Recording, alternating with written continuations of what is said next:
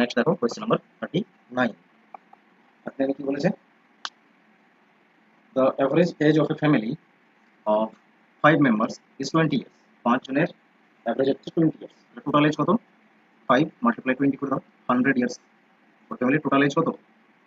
সব ফ্যামিলি মেম্বারদের 100 years.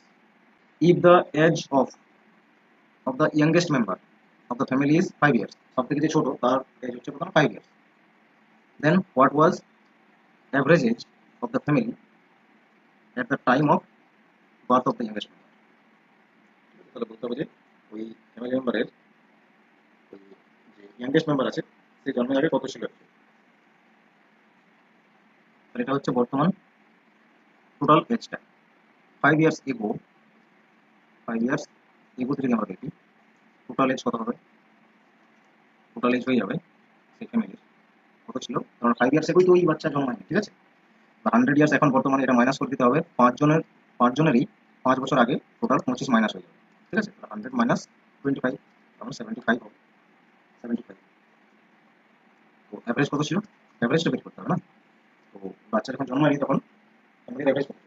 Total 5 বছর আগে ওই ফ্যামিলি মেম্বারের 75 ইয়ার্স ছিল টোটাল এজ। অ্যাভারেজ যখন বের করবে 75 কে 4 জন মেম্বার ছিল তখন, ঠিক আছে। যে ইয়াংগেস্ট মেম্বার আছে সে তখন আসেনি, 4 জন ছিল। তো এই ক্ষেত্রে ডিভাইড করে নাও, তবে অ্যাভারেজ পেয়ে যাবে 18.75, ঠিক আছে।